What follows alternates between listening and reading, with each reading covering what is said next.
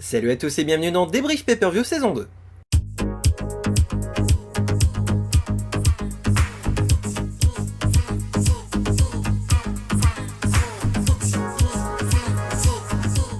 Au sommaire de cette émission aujourd'hui, WWE Payback 2015.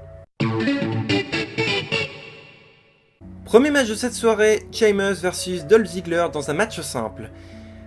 Et simple n'est que le mot étant donné que le match a très bien commencé, une bonne entame de match, très rapide, assez performante d'ailleurs, Ziggler qui en avait beaucoup, hein. Il en avait gros, et je dois dire que malheureusement ça s'est très vite calmé. Malgré la bonne perf de Ziggler en ce début de match, Sheamus contre-attaque assez rapidement, et je dois dire que c'est le gros intérêt du match, c'est de voir Ziggler prendre la tête de Sheamus, et de lui faire embrasser son cul. En gros, la revanche du Kiss Me Arse match du pay-per-view précédent. Mais à part ça, c'est le calme plat. Ziggler a subi une légère blessure à un genou, et finalement ça a tué le rythme du match, clairement, et victoire de Sheamus. Match pas forcément très intéressant, et je dois dire que pour un opener, on avait connu quand même nettement mieux. Second match de cette soirée, A New Day versus Cesaro et Tyson Kidd. Alors, c'était un match un peu spécial étant donné que c'était au meilleur des 3 pinfalls, donc 2 of 3 pinfalls. Alors, premier pin fait par Tyson Kidd sur Kofi Kingston, deuxième pin Kofi Kingston sur Tyson Kidd, et le troisième pin sur Xavier Wood sur Cesaro, qui d'ailleurs, je précise d'ailleurs sur cette petite fin, Xavier Wood justement se fait passer pour Kofi, et en gros Kofi il l'écarte, il reprend la place de Kofi, et du coup pinfall, l'arbitre il voit que du feu, et hop, emballé, ni vu ni connu, t'as vu je t'embrouille. Bon, là pour le coup, la fin de New Day était vraiment super, et là je veux dire qu'il commence de plus en plus à avoir une attitude heel. C'est franchement cool.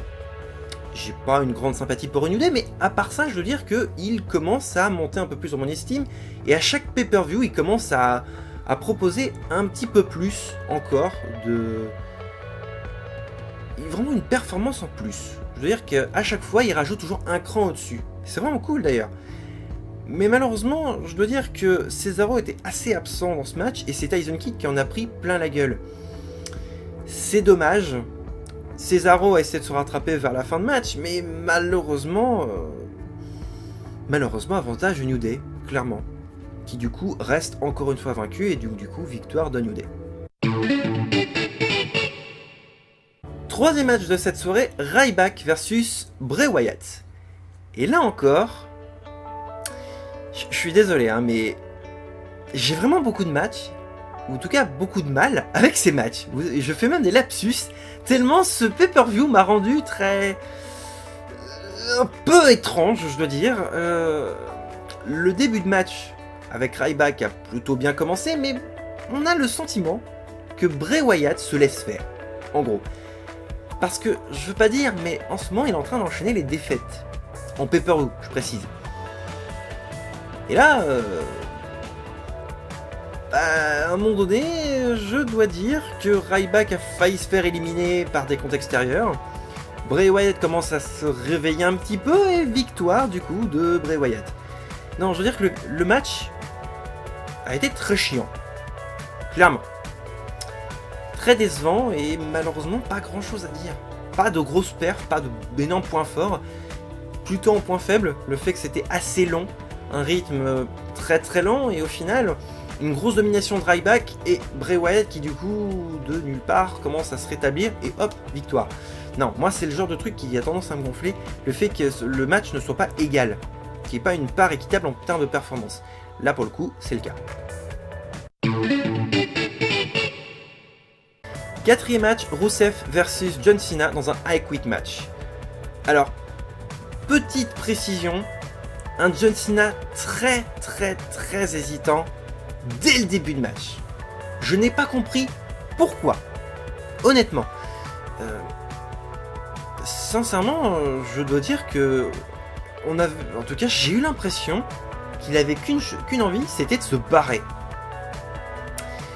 Je ne sais pas pourquoi, mais bon.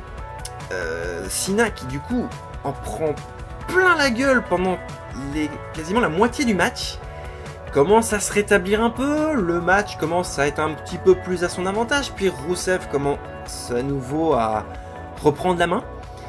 Mais malheureusement, je suis désolé, mais... Nope. Le match me rappelle par contre The Rock vs Mankind au Royal Rumble 1999. C'est-à-dire que toutes les 2 minutes, le match arrive... Do you want to quit? Non! Laisse faire le match, du con, va! Puis je sais pas, moi, un I quit match, pour moi, ça me semblerait plus logique qu'il y ait des soumissions. Et là, le goût des soumissions, il y en a pas eu des masses. Je crois qu'il n'y en a qu'une seule, en fait.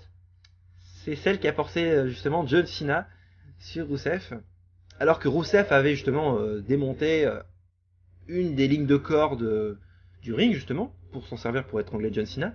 Cena se réveille et utilise ces mêmes cordes pour étrangler Rousseff. En tout cas, pour le faire... Enfin, même pas l'étrangler, parce que du coup, c'est carrément le mettre sur la tête, sur le front. Et Lana qui arrive, qui dit... tout ça pour dire, il abandonne. Oui, c'est un peu chiant, là, pour le coup. Non, j'ai un peu de mal avec ce pay-per-view, là, je dois dire. Match féminin, Nikki Bella contre Naomi. Alors, en tout cas, c'est ce que je croyais. Mais en fait, non, c'était un Divas Tag Match. Donc, les Bella Twins contre Naomi et Tamina Snuka. Alors, bon, j'ai quand même des points positifs. Et là, quand je dis que le match des Divas est quand même positif, c'est franchement que le pay-per-view vole pas haut. Alors, je vais quand même dire des choses positives. Alors, le pay-per-view a commencé plutôt bien. Naomi était assez agressive. Et je veux dire que Tamina Snuka me donne cette impression, alors certes de déjà vu parce que du coup elle refait la même chose que quand elle était avec AJ Lee, mais mis à part ça, le fait qu'elle soit en bodyguard, clairement, parce que c'est l'impression que ça me donne, me rappelle forcément Shawn Michaels et Diesel, Kevin Nash. Ça me donne ce sentiment-là, clairement. C'est une impression déjà vue, mais au pire ça pourrait être considéré comme une adaptation de quelque chose déjà existant. En plus une adaptation masculine, dans un domaine féminin. Ce n'est pas négatif et au contraire ça me plaît. Même à l'époque d'AJ Lee, ça ne me déplaisait pas, je trouve, cette idée. Mais il serait peut-être temps justement de commencer à mettre Tamina Snuka pour un titre. Ce serait cool, elle le mérite. En tout cas, elle a de bonnes perfs, elle a de bonnes qualités physiques justement pour mériter un match de championnat à nouveau et pour même gagner un titre. Par contre, les Bella n'étaient absolument pas dans le match. C'était dommage, Brie n'était alors pas du tout dedans, Nikki a montré un petit peu plus de perf. Il me semble que l'une des deux a été blessée lors d'un live event. Je ne sais plus laquelle, on me dira certainement ça dans les commentaires, et je répondrai en disant « Ah oui, il me semble que c'était elle », sauf que là je ne sais absolument pas qui, en tout cas je ne me rappelle plus qui. Alors, non, le match de Diva était pas forcément négatif par contre. Par contre, un poil trop expéditif. Beaucoup trop rapide. C'est dommage, j'aurais voulu qu'il traîne un petit peu plus, mais comme l'une des deux Bella était blessée, ben forcément je pense que ça joue en la défaveur du match. C'est dommage. Match en demi-teinte, mais pour moi c'est l'un des meilleurs matchs de la soirée en tout cas, pour l'instant. Main event de cette soirée. Pour le titre WWE World Heavyweight Championship. Je précise, parce que c'est un titre de champion du monde poids lourd d'une compagnie mondiale. Hein? Voilà. Bref, mis à part ce petit clin d'œil qui n'était peut-être pas forcément évident. Alors, une entame de match très sympathique. Et l'un des points positifs, c'est qu'Orton était assez absent du match. Alors quand je dis assez absent, c'est qu'il n'était pas forcément très présent dans le match, ce qui est une qualité d'une certaine manière, car ça a permis vraiment au Shield... Oui, au Shield, de pouvoir se reformer pour 10 secondes et se séparer aussitôt. En gros, Seth Rollins, Dean Ambrose et Roman Reigns ont effectué une triple powerbomb de Orton sur une des tables des commentateurs, sur la table américaine. Et en gros, Seth Rollins a tenté de faire ceci. Je sais pas si ça se voit à la caméra, mais en gros, le symbole du Shield où les trois mettent leurs poings côte à côte. Et là, la réaction de Dean Ambrose et de Roman Reigns est énorme. Franchement, rien que ce regard, franchement, ça fait tout le match. Ça pourrait limite faire un mème, tellement c'est excellent. Et mis à part cette réaction de Dean Ambrose et de Roman Reigns, qui du coup place Seth Rollins sur la table des commentateurs mexicains, il tente à nouveau une powerbomb de Kane sur la table, qui n'explose pas une première fois, qui retente une deuxième fois, où la table explose, se regarde du coin de l'œil, du coup Ambrose et Reigns, pour se dire, bon allez, on se fonce sur la gueule sur le ring. Ok, voilà. Bon allez, mis à part ça, je déconne, mais le match était vraiment cool, et c'est sans doute l'un des meilleurs matchs de la soirée, avec le titre, enfin le match des divas. Alors je sais que je vais me faire pourrir dans les commentaires, et je suis sûr d'avoir oublié un match. Ah oui, j'ai oublié, mais j'en parlerai dans la conclusion. Ouais, celui-là, je sais pourquoi j'en parle pas, j'en parlerai dans la conclusion. Parce que j'ai mes raisons, hein, honnêtement. Bref, victoire du coup de Seth Rollins qui du coup garde son titre dans un match plutôt sympathique.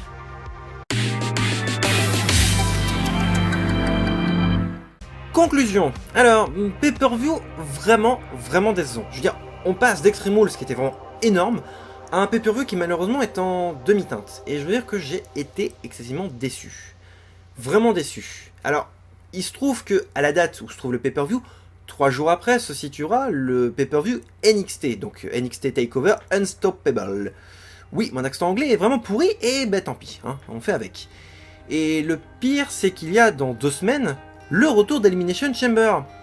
Pay-per-view qui normalement fait partie de Road to WrestleMania, qui en plus avait été enlevé à l'époque, pour mettre Fastlane, qui du coup était pas top. Et je dois dire que ce payback, du coup, est en demi-teinte. Peut-être aussi parce que le network était gratuit ce mois de mai, et du coup, ils n'allaient pas proposer une performance énorme pour un truc gratuit, ce serait logique. Mais surtout, comment dire, l'ensemble du match, l'ensemble du pay-per-view était pas top. Et j'ai oublié de parler d'un match, c'est le match Bad News Barrett, ou plutôt King Barrett, versus Neville, bref, le mec d'NXT quoi, qui n'était pas top, pas vraiment mémorable, vraiment. Alors je vais me faire pourrir hein, dans les commentaires, mais c'est l'habitude. Le match était pas top. Pourquoi? Pour la bonne et simple raison que il s'est pas passé grand chose de vraiment marquant. Et c'est vraiment pareil pour l'ensemble des matchs du pay-per-view. Il ne s'est pas passé grand chose de marquant. Mis à part la revanche de Ziggler avec le Kiss Me Arse match, je vais y arriver, je suis fatigué. Et du coup, la petite reformation de 10 secondes du Shield, c'est tout. Il s'est rien passé, honnêtement. Je me suis fait chier, clairement. Donc non, ce n'était pas un bon pay-per-view. Je n'ai pas été diverti, je n'ai pas été... j'ai pas eu les étoiles plein les yeux. Non. Passer d'Extreme Rules, qui était vraiment très bon, à ça, je suis désolé, mais je suis très déçu. Non, je ne suis pas au point non plus de me désabonner du WWE Network, j'en suis pas là encore, mais franchement, la WWE aurait pu proposer un pay-per-view de bien meilleure qualité.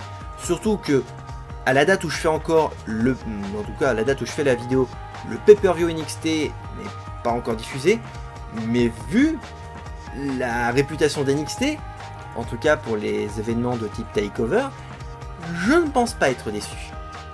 Honnêtement. Et apparemment il se pourrait qu'il y ait des surprises là-bas. Chose qui du coup était absent du pay-per-view Payback 2015. C'est la fin de ce débrief pay-per-view saison 2, épisode spécial Payback 2015. Merci à vous de l'avoir suivi, on se retrouve d'ici 2 semaines spécialement pour Elimination Chamber, exceptionnellement. D'ici là, portez-vous bien et salut!